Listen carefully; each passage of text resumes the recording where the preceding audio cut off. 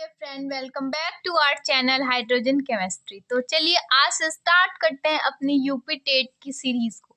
तो सबसे पहले हम आज डिस्कस करेंगे बायोलॉजी के फर्स्ट चैप्टर लिविंग वर्ड को। तो लिविंग वर्ड को स्टार्ट करते हैं। तो सबसे पहला पॉइंट हमारे माइंड में क्या आना चाहिए कि लिविंग और नॉन लिविंग क्या होता है। ये तो एक जनरल सा क्वेश्चन है, फिर भी हम लिविंग वर्ड स्टार्ट कर रहे हैं तो इस क्वेश्चन से स्टार्ट करते हैं। तो लिविंग वर्ड, लिविंग बीइंग क्या होते हैं? For example human, plants, micro organism, जितने भी है वो सब कौन है? लिविंग बीइंग्स हैं। और that which does not have life, जिसके पास लाइफ नहीं है वो क्या है? नॉन लिविंग है। For example stone, river, pen, pencil, book, जो कुछ भी है जो ह्यूमन मेड है वो सब क्या है? नॉन लिविंग थिंग्स हैं।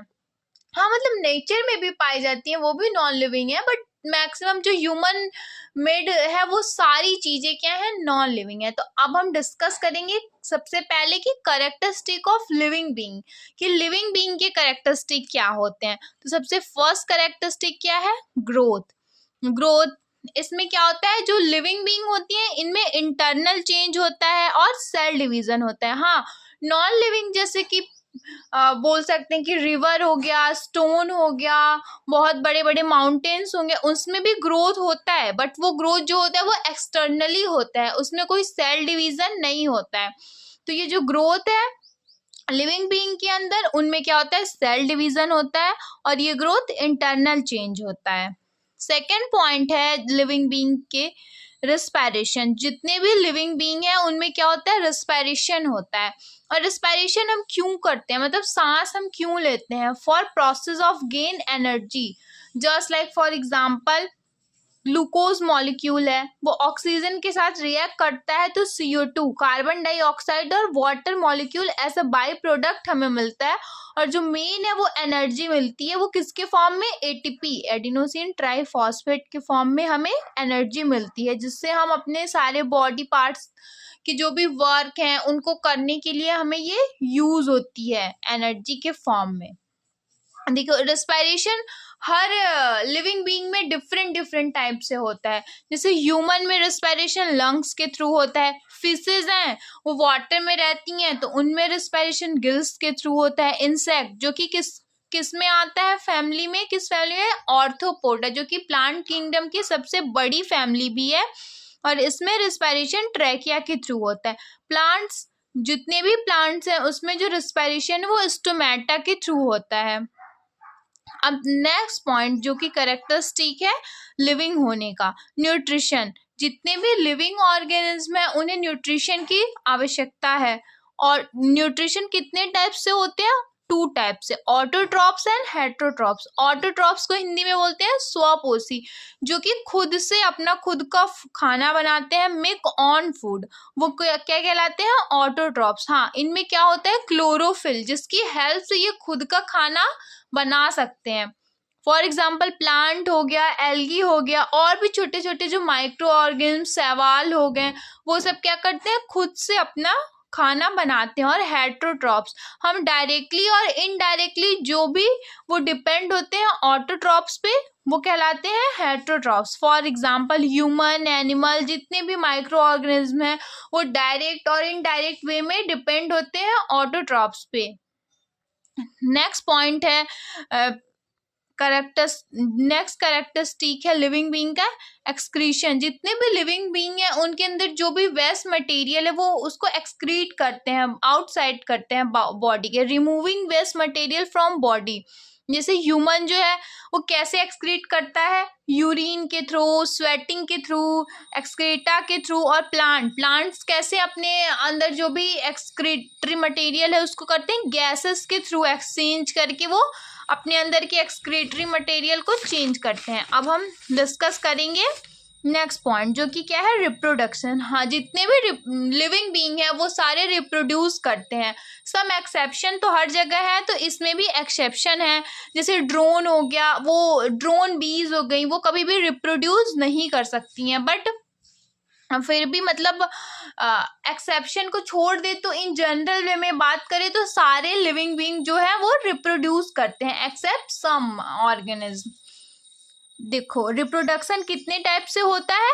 2 टाइप से होता है, sexual reproduction and asexual reproduction. जो सेक्सुअल रिप्रोडक्शन होता है, फॉर एग्जांपल ह्यूमन में कैसे रिप्रोडक्शन होता है? फ्यूजन ऑफ गैमेट्स के, जब male gamete sperm and female gamete ovum आपस में फर्टिलाइज करते हैं तो जाइगोट बनता है, जिससे फर्टिलाइजेशन होता है और फिर आगे चल के इससे पूरा एक ऑर्गेनिज्म का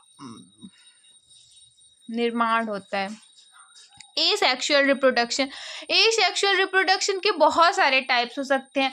बर्डिंग ईस्ट में, जैसे कि हमें पता होगा कि ईस्ट जो है बर्डिंग के थ्रू एसेक्सुअल रिप्रोडक्शन शो करता है। बाइनरी फिजन, फ्रेगमेंटेशन, जैसे हमें पता है कि अमीबा हो गया, इनके एक फ्रेगमेंट के टूट जाने से ही एक नए ऑर्गेनिज्म पैदा हो जाते हैं। इनमें कोई भी सेक्सुअल रिप्रोडक्शन की जरूरत नहीं होती। ऐसे बहुत सारे प्लांट होते हैं जिसमें हम कटिंग के थ्रू रिप्रोडक्शन कराते हैं, कि उनमें प्लांट कटिंग करके एक नई जगह पे लगा दिए तो एक नई प्लांट उससे जनरेट कर जाती हैं। तो ये सारे जो है मेथड ये एसेक्सुअल रिप्रोडक्शन के थ्रू होते हैं।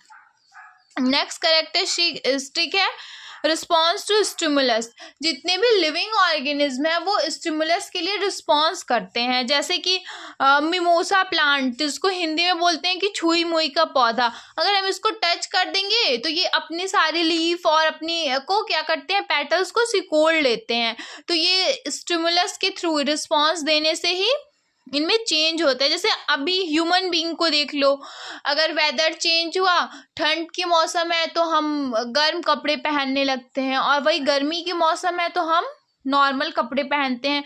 तो जैसा भी हमें इन्वायरमेंट मिलता है, जैसा स्टिमुलस मिलता है, उसके लिए हम रिस्पॉन्स करते हैं। ये एक लिविंग बीइंग का कैरेक्टरिस्टिक है। एडॉप्टेशन, जितने भी लिविंग बीइंग है वो क्या करते हैं, इन्वायरमेंट के हिसाब से अडॉप्ट करते हैं। जैसा अभी हमने आपको बताया कि ह्यूमन बीइंग वेदर के हिसाब से अपने आप को चेंज करता है, वैसे ही जो कैक्टस के प्लांट हैं उनमें जो भी वो आपने देखे होंगे कि नुकीले कांटे निकले होते हैं, वो उनके क्या होते हैं, स्टेम होते हैं। वो पानी ज़्यादा ना निकल पाए प्लांट से, इसलिए वो कन्वर्ट हो जाते हैं नुकीले कांटे में। और फॉर कैमल, जैसे जो वो कहाँ पे रहता है, डेजर्ट में रहता है, इसलिए उसके पास क्या होता है, हम्प होता है, और उसकी टांगे बहुत लंबी होती हैं जो कि गर्मी से उनको बचा सके। और हम्प में क्या स्टोर होता है, कभी भी आप ये मत कहिए कि हम्प में पानी स्टोर होता है, हम्प में कैमल के फैट स्टोर रहता है।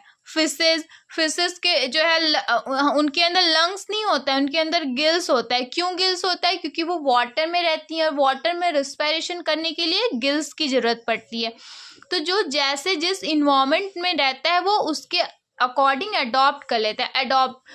क्या सर्वाइवल ऑफ द फिटेस्ट, ये एक थियरी है, हम सबको इस बारे में पता होगा। लाइफ साइकिल, जितने भी लिविंग ऑर्गेनिज्म हैं वो सारे अपने लाइफ साइकिल को कंप्लीट करते हैं एंड अल्टीमेटली उनका डेथ हो जाता है। जैसे कि सबसे पहले बर्थ होती है, फिर ग्रोथ, फिर रिप्रोडक्शन होता है, फिर डेथ, और ये लाइफ साइकिल चलती रहती है one generation to another generation. For example जैसे बटरफ्लाई को हम देखते हैं, तो बटरफ्लाई का कैसा लाइफ साइकिल चलता है, सबसे पहले एग होता है, एग से बटरफ्लाई के लार्वा बनता है, लार्वा से प्यूपा बनता है, और प्यूपा से एडल्ट बटरफ्लाई बनती है। तो ये लाइफ साइकिल जो है हर टाइम रिपीट होती रहती है। Thank you for watching. अब नेक्स्ट वीडियो में हम डिस्कस करेंगे क्लासिफिकेशन ऑफ लिविंग बीइंग। अगर आपको हमारा वीडियो पसंद आता है तो लाइक, शेयर और सब्सक्राइब जरूर करें।